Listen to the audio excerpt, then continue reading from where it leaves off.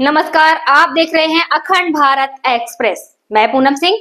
अब बढ़ते हैं आज की खास खबरों की ओर।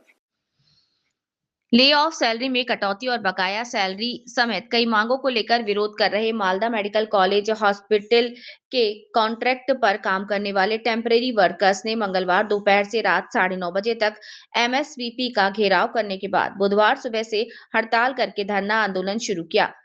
उनके आंदोलन की वजह से मालदा मेडिकल कॉलेज हॉस्पिटल में इलाज के लिए आए मरीजों और उनके परिवारों को बहुत परेशानी हुई।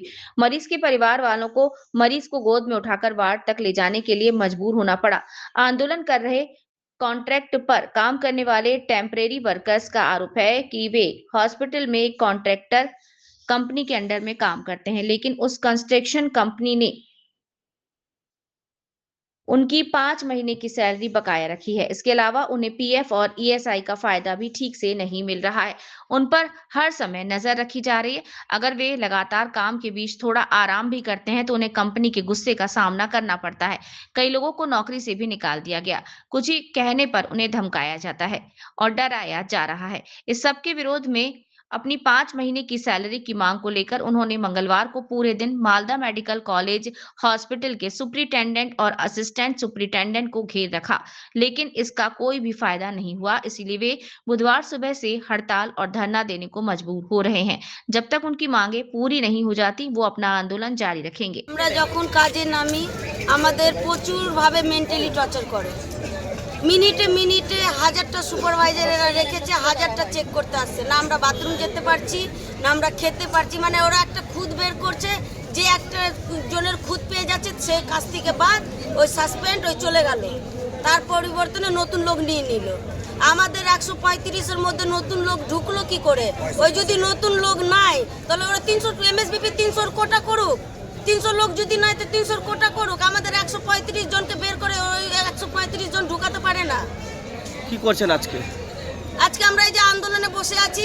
আমাদের কালকে থেকে দেখা যাচ্ছে আন্দোলন। কাল থেকে আমরা একইভাবে আন্দোলন চালিয়ে যাচ্ছি। আমাদের কোনো 5 মাসের বেতনের কোনো সুরাহা এখন অবধি আমরা পাইনি।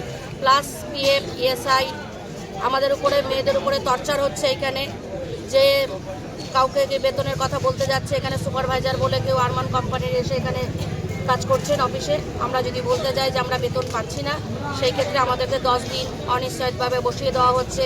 এক্সট্রা থ্রেট দেওয়া হচ্ছে যে তোমরা মেয়ে মানুষ, তোমরা বাড়ি যেতে পারবে তো। এইভাবে আমরা দুশ্চিন্তার মধ্য দিয়ে রাতের বেলা বাড়ি যাচ্ছি। ভয় কাজ করছে আমাদের মনে। আমাদের বাড়িতেও বাচ্চা আছে, মা বাবা আছে। এইভাবে যদি আমরা থ্রেটিং হই। আজকে আমাদের সহকর্মী যারা হাউসকিপিং আছেন, স্ক্যাবিং কর্মবন্ধু আছেন, জিডিএ আছেন, সিকিউরিটি গার্ড আছেন, তারা যৌথ হয়ে আমরা একটা কর্মবিক্ষোভ করছি। কেন? কালকে আমাদের আধিকারিকের কাছ থেকে কোনো সদুত্তর আমরা পাইনি। আমাদের প্রাপ্য যে দাবি দেওয়া আধিকারিকের কাছে আমাদের কোনো মূল্য নেই, মূল্যহীন। আমরা মানুষ, আমরা বন্ধু হোক, হাউসকিপিং হোক বা সিকিউরিটি গার্ড হোক, আমরা কি মানুষের মধ্যে পড়ি না? আমাদের সহকর্মীদেরকে একটা সুইপার ভারকে মারা হয়েছে, তার বিষয়ে আজকে আমরা হচ্ছে সুপারভাইজার সবাই এসেছি। 9 তারিখে আমাদের একটা সুইপারকে বেদম মেরেছিল। আমরা যখন প্রাথমিক তদন্ত করে দেখি, আমরা জিডিএ করেছি, জিডিটা আছে, প্রাথমিক তদন্ত করে দেখি যে গ্রুপ ডির কোনো একজন ব্যক্তি আছে। আমরা মাস্টার অফিসে জানাই, মাস্টার অফিসে বলে আমার ওখানকার সুপারভাইজার 17 থেকে 18 জন। আলাম স্যার আমরা 177-এর মধ্যে 4টা সুপারভাইজার, এতজন কী করে হয়? আমরা স্যারকে এটাও প্রমাণ দিই যে এখানে ভুয়ো আই কার্ড নিয়ে গ্রুপ ডি কিছু স্টাফ ঘুরে বেড়াচ্ছে, প্লাস মহিলাদেরকে টাকা হাসিরা হয়েছে, এটাও বলেছি। কোনো ভ্রুক্ষেপ নেই, কোনো কর্ণপাত নেই। আগামী দিনে যে আরজি করার মতো একটা বড় ঘটনা হবে না, কি গ্যারান্টি আছে? এমএলবি স্যার কিছুই শুনছেন না।